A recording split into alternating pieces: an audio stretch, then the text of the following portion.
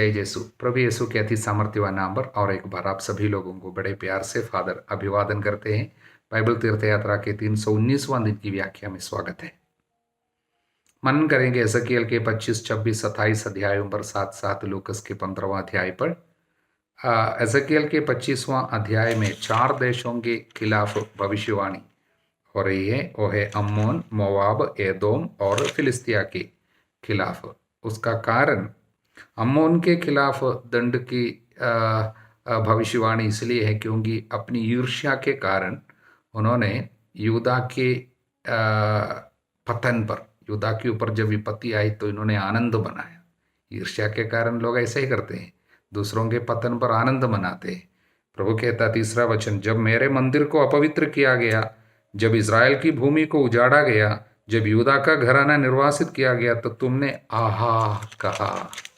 वचन 6, प्रभु ईश्वर कहता, तुमने इज़राइल देश के विरुद्ध तिरस्कार पूर्वक तालियां बजाई, पैर पटके और खुशियां मनाई, इसलिए मैं तुम पर अपना हाथ उठाऊंगा और तुम्हें लूटे जाने के लिए राष्ट्रों को दे दूंगा। हालेलुया। देखिए, दूसरों की विपत्ति पर आनंद मनाना एक खतरनाक पाप है जिसके चलते विपत्ति आ सकती है। सूक्ति अध्याय 17 वचन 5, जो कंगाल का उपहास करता वह उसके सृष्टिकर्ता का अपमान करता है। जब सब कुछ लूट लिए जाते हैं तो कंगाल ही हो जाते हैं। वैसे ही इज़राइल को ईश्वर के कंगाल जनता बताते थे, नाविम यावे। और जब उनके ऊपर आक्रमण हुई, सब कुछ समाप्त हो गया तो कंगाल ही रह गए, और उनकी निंदा करना सृष्टिकर्ता का अपमान है। आगे, जो दूसरों की विपत्ति पे प्रसन्न होता है उसे निश्चय ही दंड मिलेगा। अब हमको पता चलता है इनको दंड क्यों है, इसलिए सावधान रहना। दूसरे लोगों की विपत्ति पे यदि आप हंसेंगे, खुशी मनाएंगे, जरूर तकलीफ होगी आपको। यहाँ पर अमोनियों के ऊपर ऐसा ही है। आगे हम मोवाब के ऊपर हुए तकलीफ के बारे में पढ़ते हैं। मोवाब के ऊपर, मोवाब के क्या पाप था? उन्होंने भी इसी तरह यूदा की निंदा किया। यूदा का घराना दूसरे सब राष्ट्रों के सदृश है, उन्होंने ऐसा कहा।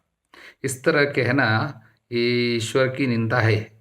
जब यूदा की निंदा करते हैं वो ईश्वर को ही, उसकी निंदा ईश्वर की ओर ही सीधा जाते हैं, क्योंकि एजेकियल के 36वां अध्याय के 20वां वचन में हमें उसके विषय में सुनने को जरा मिलते हैं।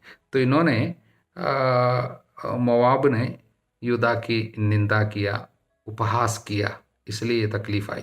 बाइबल कहता है अभी तुम उपहास मत करो, नहीं तो तुम्हारी बेड़ियां और कसती जाएगी। उपहास और निंदा बहुत खतरनाक चीज़ है। और एदोम के विषय में, एदोम के ऊपर भयानक विपत्ति आई। उसका कारण एदोम ने धोखा दिया।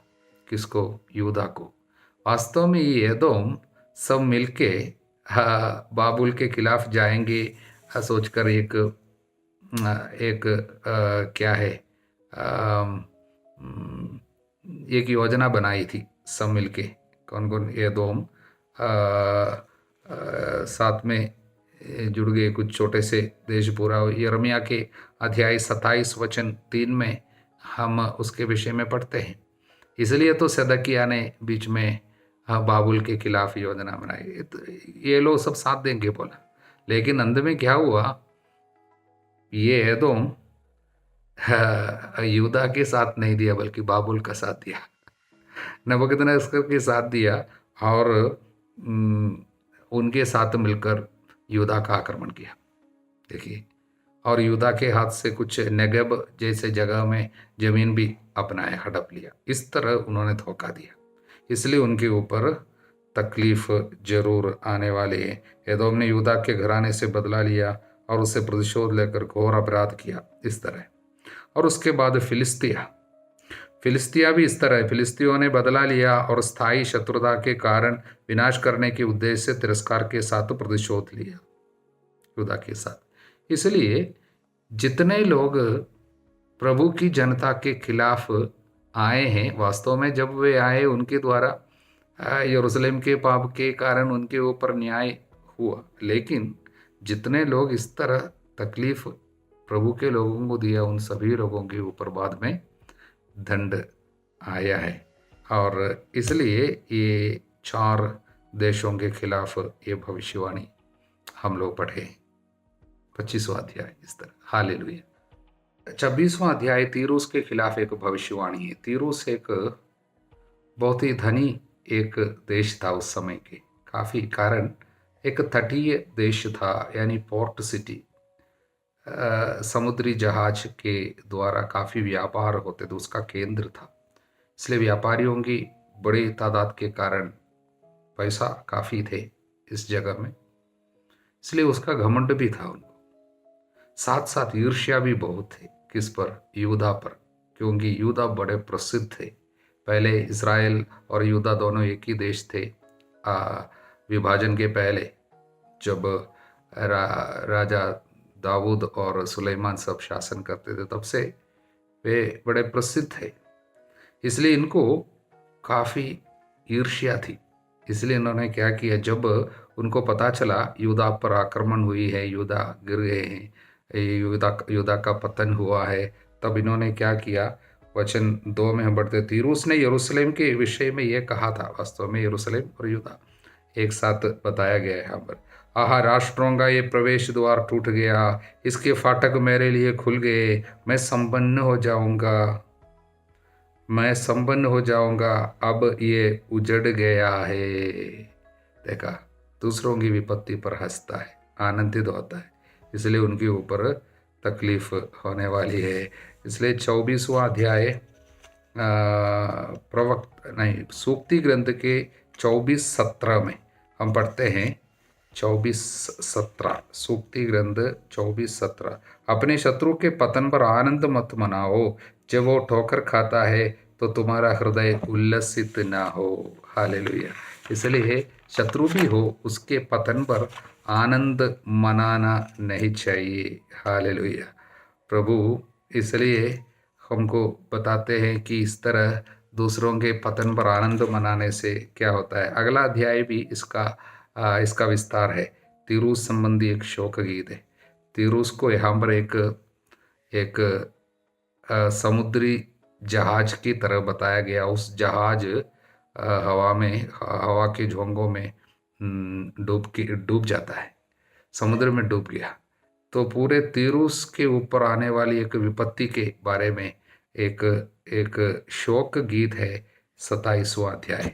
वास्तव में यह सब किस लिए हुआ? घमंड और ईर्ष्या। घमंड, ईर्ष्या, लालच, पैसा, वो भी है।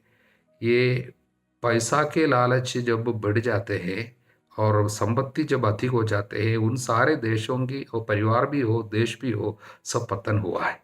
हालेलुया। क्योंकि धन का लालच सभी बुराइयों का जड़ है। इसलिए पिछले अध्याय 24वां अध्याय के अंत के वचन में 21वां वचन, मैं तुम्हें आतंक का पात्र बना दूंगा, तुम्हारा पता तक न चलेगा, ढूंढने पर भी कोई तुम्हें फिर कभी न पाएगा, इसी तरह डूब जाएगा। इसलिए वो डूबने के बारे में यहाँ पर विस्तार से बताया गया 27वां अध्याय में। यहाँ पर कुछ देशों का नाम भी बताया गया, वो सब इनके साथ व्यापार करते थे, किया करते थे, उनका सब नाम इस अध्याय में काफ़ी नाम हमको सुनने को मिलता 27वां अध्याय में। तो वो भी तीरूस के विषय में, इसलिए इस तरह 27वां अध्याय भी हमको समझ में आएंगे पढ़ने से। प्रभु को धन्यवाद। हालेलुया। सबसे मुख्य बात यह है कि ईर्ष्या खतरनाक चीज है। अनेक देशों के पतन ईर्ष्या के कारण हुई, जैसा कि हम लोग पढ़ते हैं, कहाँ पे है, सूक्ति ग्रंथ 17:13 में शायद, या तो जो भलाई के बदले बुराई करता है, उसके घर से विपत्ति कभी नहीं हटेगी। जो भलाई का बदला बुराई से चुकाता है, उसके घर से विपत्ति नहीं हटेगी। 17:13 में पहले भी कई बार फादर बता चुके। ये तो हो रहा है, भलाई के विरुद्ध बुराई करते हैं, उनके घर से विपत्ति नहीं हटेगी। वो भी क्या है, ये ईर्ष्या का दूसरा एक साइड है। उसके विषय में अभी हम लोग पढ़ने जा रहे हैं सुसमाचार में। हम लोग सीधा सुसमाचार के लूकस के 15वें अध्याय में जा रहे हैं। पुराने विधान में ये आज एजेकिएल के ग्रंथ में पूरा ईर्ष्या से संबंधित वचन है। लूकस के सुसमाचार के 15वां अध्याय आज हमको पढ़ने के लिए है। बाइबल के पूरे बाइबल के सभी किताबों में ये जो अध्याय बहुत ही सुंदर एक अध्याय माना जाता है। One of the most beloved chapters of the entire Bible बताया जाता है। इसको हिंदी में सुसमाचार का सुसमाचार भी बताते हैं, क्योंकि प्रभु ने जो भी संदेश दिए हैं उसका सब निचोड़ इस अध्याय में हमको देखने को मिलते हैं। इसका सबसे महत्वपूर्ण संदेश इसमें जो है, जो खो गया उसी को पाने में आनंद। खोई हुई चीज जब पुनः मिल जाते हैं तो कितना आनंद है। वो प्रभु के हृदय का आनंद को यहाँ पर प्रकट करते हैं। इसलिए यहाँ पर खोए हुए भेड़ का दृष्टांत, खोया हुआ सिक्का है, खोया हुआ लड़का है, ये 3 चीजें यहाँ पर हमको देखने को मिलते हैं। हालेलुया। इसका शुरुआत इस तरह है। ईसा का उपदेश सुनने के लिए नाकेदार पापी उनके पास आया करते थे। फरीसी और शास्त्री कहते हुए भुनभुनाते थे। फरीसी और शास्त्री भुनभुनाते थे क्यों? क्योंकि पापी नाकेदार लोग यीशु के पास आते थे। यीशु के पास आना, पश्चाताप करना अच्छी बात है, भलाई है, लेकिन वो भलाई के बदले इन लोग बुराई डालते थे। क्या है? इन लोग भुनभुनाते थे। भलाई देखता है लेकिन अंतर बुराई, इसको कहता है ईर्ष्या। और ये इन लोग क्या बोलकर भुनभुना, ये मनुष्य पापियों का स्वागत करता है, उनके साथ खाता पीता है बोल। इस पर ईसा ने उनको ये दृष्टांत सुनाया। उनको, किसको? पापियों को नहीं, बल्कि मतलब जो पापी नाकेदार लोग जो आए लोगों को नहीं, लेकिन ये जो फारिसी और शास्त्रियों ने जनता को 2 भाग में बांटे थे। जिनको पापी समझते थे उनको एक गण में रखते थे, और अपने को धार्मिक जो बताते थे उन लोग दूसरे स्तर पे। इस तरह 2 क्लास में लोगों का विभाजन किया। एक है अनक्लीन, अशुद्ध, पापी, नाकेदार लोग, और दूसरे साइड में अपने को अच्छा समझता है, धन्य समझते हैं, धर्मी समझते हैं, धार्मिक लोग। तो धार्मिक लोग ये पापियों के साथ खाता पीता नहीं, उनके साथ कोई रिश्ता जोड़ता नहीं था। यहाँ पर इसलिए ये पापियों को सब दूर, लेकिन सबसे बड़ा पाप उनके अंदर तब में है, जो धर्मी अपने को समझते हैं, जो सेल्फ राइचियसनेस, जो वो भी एक बड़ा पाप है, अपने को धार्मिक समझना। हालेलुया। इसलिए उन लोगों के बारे में प्रभु कई बार उनको धिक्कार देते हुए उनके ऊपर श्राप का शब्द बोला है। तो नाकेदार और फारिसी दोनों प्रार्थना करने के लिए गए, तो उनके विषय में सब हम लोग पढ़ चुके हैं। तो यहाँ पर प्रभु उनसे कहा, क्योंकि यीशु के साथ यीशु के पास जो पापी लोग सब आते थे, इन लोगों को अच्छा नहीं लगा, इसलिए वे लोग भुनभुना रहे थे। तब प्रभु उनसे उनको एक संदेश सुनाया। हालेलुया। सबसे पहले भड़की हुई भेड़ का, जो खो गया एक भेड़, बाकी सबको छोड़कर जब तक वो नहीं मिला तब तक उसको खोजता रहा। पुराने विधान के मुख्य संदेश के अनुसार लोग सोचते थे ईश्वर के पास पापी वापस जाएगा, पश्चाताप करेगा तो प्रभु उनको स्वीकार करेगा। लेकिन आपको पछतावा करना चाहिए, सही रास्ते से प्रभु के पास जाना चाहिए। लेकिन प्रभु यीशु जो संदेश हमको देते हैं वो इससे और आगे बढ़कर है। यहाँ पर प्रभु अपने को, यानी ईश्वर स्वयं एक कार्य करते हैं, पापियों की खोज में निकलता है। पापी स्वयं वापस नहीं आ सकता। उदाहरण के लिए भेड़ बकरियों के एक बात है, वो बहुत जल्दी खो जाते हैं। एक बार वो खो जाता है, वो वापस अपने से नहीं आ सकता। ये चिल्लाते रहेंगे, रोते रहेंगे और सीधा उल्टा रास्ते पे चले जाएंगे। इसलिए एक भेड़ जो खो जाता है वो स्वयं अपने जगह में वापस बिल्कुल नहीं आ सकता। जब तक उसका मालिक जो चरवाहा है निकलना पड़ता है, ढूंढ के नहीं निकालता है, ये वापस नहीं आएगा, खो जाएगा पक्का। इसी तरह यहाँ पर क्या है, प्रभु ये दृष्टांत के द्वारा ये बताना चाहता है कि मैं स्वयं ढूंढ निकालूंगा। इसलिए एक पापी की वापसी उसका कार्य नहीं है, वास्तव में ये प्रभु का कार्य, प्रभु करता है। कोई भी अपने से वापस प्रभु के पास नहीं आ सकता। मुक्ति जो है वो ग्रेस है, कृपा है। हालेलुया। इसलिए प्रभु स्वयं यहाँ पर ये कार्य कर रहे हैं, उनको वापस लाने का कार्य कर रहे हैं। हालेलुया। तो यहाँ पर सबसे मुख्य बात जो है आनंद है। पश्चातापी पापी के लिए स्वर्ग में अधिक आनंद मनाया जाएगा। देखिए, एक तो है केवल मिल गया, जो खो गया था एक और वापस उसको मिल गया, लेकिन 99 वहां पर धर्मी है, मतलब जो खोया नहीं है वैसा है, लेकिन उनसे परे आनंद किस लिए मनाया जाता है? जो वापस मिल गया उसके कारण। हालेलुया। और वापस जो मिल गया उसको कैसे लेके आते हैं? कंधे पे लेके आते हैं, बड़ा आदर करते हुए उनको लेके आते हैं। हम एक बार सोच रहा था, प्रभु हम होते तो इनको सब खींच के आते, क्योंकि ये जो खो गया उसकी गलती से खो गया। चरवाहा जहां पर चरने के लिए दिया था वहां पर नहीं रुका, इसलिए तो खो गया। हम उसको पिटाई करके खींच कर लेके आ सकता था, लेकिन यहाँ पर बड़े प्यार से कंधे पे रख के लेके आता है। भला गडरिया का चित्र ऐसा है। तो प्रभु बोलते हैं इसलिए है क्योंकि नीचे रखने से फिर से भाग जाएगा, इसलिए क्योंकि ग्रुप में सबसे बिगड़े हुए जो है वही तो खो जाता है। अधिक खाने के लिए आज्ञा भंग करते हुए भाग जाता है, तभी जाके खो गया।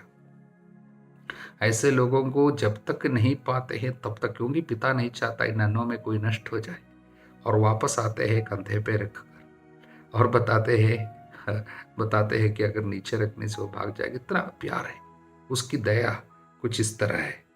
प्रभु को धन्यवाद।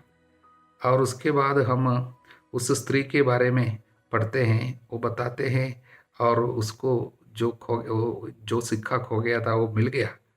तो कहते मेरे साथ आनंद मनाओ, क्योंकि मेरा जो सिक्का खो गया था मैंने उसे पा लिया। हालेलुया। वास्तव में जब ग्रीक भाषा में लिखा गया था, यूनानी भाषा में जो पहले लिखा गया, उसमें इसके शब्द इस प्रकार है, क्योंकि मेरा जो सिक्का खोया था उसे मैंने पा लिया। माई कोइन। वास्तव में यहाँ पर हिंदी में, क्योंकि मैंने जो सिक्का खोया था, मेरे साथ आनंद मनाओ क्योंकि मैंने जो सिक्का खोया था उसे पा लिया। किंतु फादर जब एक इसका कमेंटरी पढ़ रहा था तो वहाँ पर बताया गया है कि ग्रीक भाषा में जब लिखा गया वहाँ पर ऐसा लिखा है, मेरा जो सिक्का खो गया था मुझे वापस मिल गया। इसका मतलब जब खो जाता है तब भी हम प्रभु के हैं। खो जाने पर भी हम शायद किसी और के हाथ में लग गया होगा, गंदा हो गया होगा, तब भी प्रभु क्या बोलता है? वो मेरा है। खोया हुआ है, मेरे हाथ में नहीं है, उसके हाथ से, ये स्त्री के हाथ से निकल गया। फिर भी सिक्का के ऊपर अधिकार वो कौन दावा करता है? वो स्त्री दावा करती है। इसी तरह जब हम पाप में खो जाते हैं तब भी प्रभु क्या बोलते हैं? वो मेरे है, मैं ढूंढ निकालूंगा। ऐसा है। और ढूंढ निकालने पर प्रभु बड़ा आनंद महसूस करते हैं, स्वर्ग में अधिक आनंद। यहाँ पर जो है पवित्र आत्मा द्वारा कलीसिया किस तरह आत्माओं की बचाव करती है उसके विषय में ये स्त्री कलीसिया का प्रतीक है। हालेलुया। वो कैसे बत्ती जलाकर घर बुहारती है। बत्ती जलाना ईश्वर का वचन है। वचन की घोषणा करते हुए आत्माओं को बचाते बत्ती ईश्वर का प्रकाश, और घर बुहारते हैं, यानी अपने को पवित्र करके रखती है। व्यक्तिगत पवित्रता दूसरों को बचाने के लिए चाहिए ही, और बत्ती जलाकर घर वो सावधानी से खोजती रहती है। ये उत्साह आत्माओं की मुक्ति में है। जितना उत्साह कलीसिया के अंदर है उसी के चलते आत्माएं बच जाती है। प्रभु को धन्यवाद। इस तरह कलीसिया के द्वारा पवित्र आत्मा जो कार्य करते हैं उसका संदेश हमको यहाँ पर मिलते हैं। और दूसरा एक और संदेश है, वो सिक्का जो खो गया वो घर पे है। घर पे खो गया था, मार्केट में नहीं, बाजार में नहीं, घर पे। अनेक परिवार में सिक्का खो जाते हैं। हमारे परिवार में भी सिक्का खो सकते हैं। यदि परिवार में नशेबाजी है, परिवार में झगड़ा है, शक है, प्रार्थना की कमी है, परिवार में सिक्का खो जाते हैं। अभिषेक कहाँ पर, आशीर्वाद कहाँ खो जाते हैं? परिवार पे खो जाते हैं। और वहीं पे प्रार्थना शुरू करने से और रिश्ता सब जोड़ने से, नशेबाजी सब बंद करने से खोया हुआ चीज वहीं से मिल जाएंगे। यहाँ पर खो गया और बाहर जाकर ढूंढने से मिलेगा नहीं। घर में अगर आशीर्वाद और आनंद शांति घर में खोई हुई है, वहीं से पाना चाहिए वापस। प्रभु को धन्यवाद। और खोया हुआ लड़का, हालेलुया, यीशु को धन्यवाद। यहाँ पर ये बेटे के बारे में हम सोचते हैं खोया हुआ उड़ाऊ पुत्र जो है वो छोटा वाला है वो, लेकिन वो नहीं, उसको होश आया, वो होश में आ गया। वो सोचता रहा मेरे पिता के घर कितने मजदूरों को जरूरत से ज्यादा रोटी मिलती है और मैं यहाँ भूखों मर रहा हूँ। होश में आ गया और उसने पछतावा किया, पिताजी मैंने स्वर्ग के विरुद्ध आपके प्रति पाप किया, मैं आपके पुत्र कहलाने योग्य नहीं, मुझे मजदूरों में एक जैसा रख दीजिए। इस तरह पछतावे की विनती सीख लिया और धीरे से चला गया पिता की ओर जा रहा था। उठकर चल पड़ा, वो दूर ही था, उसके पिता ने उसे देख लिया, दया से द्रवित हो उठा उसका मन। 20वां वचन, यही है सुसमाचार का सेंडर, मतलब पूरे सुसमाचार का केंद्र बिंदु यही है। जो पछतावा करने वाला लड़का जब दूर ही था, पिता ने देख लिया, यानी पिता की आंखें रास्ते पे है, पिता राह ताक रहा है। हालेलुया। और पिता क्या करता है, वो दूर ही था, पिता ने देख लिया, न केवल देखा, दया से द्रवित उठा, न केवल दया से द्रवित उठा, वो दया को उसने प्रकट किया। कैसे? दौड़ा, पिता दौड़ा, हालेलुया, दौड़ा। तब और क्या किया? और दौड़ने के बाद गले लगाया और उसका चुंबन किया। तब जाके पुत्र पछतावे की विनती बोलता है, उसके पहले गले लगाया, चुंबन किया। प्रभु को धन्यवाद, हालेलुया। इसलिए प्यार और दया उसका पहले से है। और जब पछतावे की विनती बोला, पिता ने नौकरों से कहा जल्दी अच्छे से अच्छे कपड़े लाकर इसको पहनाओ, उंगली से उंगली में अंगूठी, पैरों में जूते, ये सब जो कुछ नष्ट हो गया वो सब कुछ वापस करता है वो सब पछतावे की विनती बोलने के बाद। तब मोटा बछड़ा भी लाकर मारो, हम खाए आनंद मनाएंगे। ये आनंद है क्योंकि पिता नहीं चाहता इन नन्हों में कोई नष्ट हो जाए। एक एक आत्मा कितनी कीमती है, इसलिए पहले एक एक भेड़ के लिए चरवाहा खोजता रहा और सिक्का एक खो गई तो ये औरत खोजती रही। यहाँ पर एक बैठा, अपना बैठा छोटा वाला, भले ही सब कुछ नष्ट कर लिया, पिता उसके विषय में कुछ नहीं सोचता। पैसा सब कहाँ है, मैंने जो दिया वो सब वापस लाया, नहीं तो तुम चले जाओ, नहीं बोला। हालेलुया, उसके विषय में कुछ नहीं पूछा, तू कहाँ था, तूने क्या क्या किया, ये सब नहीं बोलते हैं, गले लगाते हैं। हालेलुया, वापस लाता है। लेकिन सबसे मुख्य बात यहाँ पर, उसका जेठा लड़का खेत में था, वो लौटकर घर के निकट पाया, उसने गाने बजाने और नाचने की आवाज सुनाई पड़ी। उसने एक नौकर को बुलाया, उसके विषय में पूछने लगा। तब उसने कहा आपका भाई आया, आपके पिता ने मोटा बछड़ा मारा क्योंकि उसने उसे भला चंगा वापस पाया। इस पर वो क्रोध हो गया, क्रोध हो गया, अंदर जाना नहीं चाहा। हे ईर्ष्या, भलाई का बदला बुराई से चुकाता है। भलाई, बैठ, अपना भाई आ गया, पाप छोड़ के आ गया, पापा ने स्वीकार किया और यहाँ पर मोटा बछड़ा मारा, ये सब भलाई की बात है। लेकिन पिता के आनंद में वो भागी होना नहीं चाहता। ईर्ष्या जिसके हृदय में है, पिता के आनंद उसका नहीं होगा। ईश्वरीय आनंद में भागी बनने के लिए नहीं मिलेगा, को अच्छा नहीं लगता, क्योंकि आनंदित रहने की हमारे सारी क्षमता को काट देता है। कौन? ईर्ष्या आनंदित रहने नहीं देता। हालेलुया। और इसलिए वो बाहर ही रह गया। और फिर क्या करता है, सभी लोगों के साथ वो क्रोध भरी शब्द, पिता की निंदा करता है, अपने भाई की निंदा करता है। कुछ भी अच्छी चीज नहीं है, चेहरा उतरा हुआ है, खुशी चली गई, शांति नष्ट हो गई। कारण क्या है? बाहर से तो सुंदर दिख पड़ता था, काम वगैरह बराबर करता था, पिता को छोड़कर कभी नहीं गया, लेकिन अब भी समझ में आया अंदर क्या भरा था। ईर्ष्या एक खतरनाक दुष्ट आत्मा। ईर्ष्या हड्डियों का क्षय है, वचन कहता है। ईर्ष्या कब्रिस्तान की तरह क्रूर होता है, वचन बोलता है, खतरनाक चीज।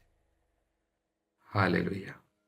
पिता इनको समझाने के लिए मैक्सिमम कोशिश करता है, बाहर जाकर उनको समझाता है, लेकिन पता नहीं इसने बाहर गया कि नहीं, क्योंकि ये केवल ये दृष्टांत जो है प्रभु अधूरा छोड़कर गया, इसको पूरा नहीं किया, क्योंकि ये बाहर खड़ा है, पिता जाकर उनको समझाता है, उसके बाद ये क्या पछतावा किया, अंदर गया, हमको नहीं पता, प्रभु यूं ही छोड़ दिया। इसलिए प्रियजनों, ये तीनों दृष्टांत में कोई कोई बताते हैं, पहला दृष्टांत यीशु किस तरह आत्माओं को बचाने का उत्साह दिखाता है, और दूसरे दृष्टांत में पवित्र आत्मा कलीसिया के द्वारा आत्माओं को बचाने का कार्य, तीसरे दृष्टांत में पिता स्वयं आत्माओं को बचाने का वो कार्य में लगी हुई है। पिता पुत्र पवित्र आत्मा तीनों मिलकर आत्माओं को बचाने का वो सुंदर कार्य कर रहे हैं। उसकी दया असीम है, वो हम सभी लोगों को बचाना चाहते हैं, चाहे कितने भी बड़े पापों में क्यों ना हो, वो बचाना चाहता है। क्योंकि वो क्या कहता है, तुम्हारा वो भाई मर गया था, फिर जी गया, वो खो गया था, फिर मिल गया। क्योंकि पिता नहीं चाहता है कि नन्हों में कोई नष्ट हो जाए। हालेलुया। यीशु प्रभु के सामर्थ्यवान नाम पर मुझे प्राप्त पुरोहित अधिकार से मैं आपको आशीर्वाद देता हूँ, अब सदा सर्वदा अनंत काल तक।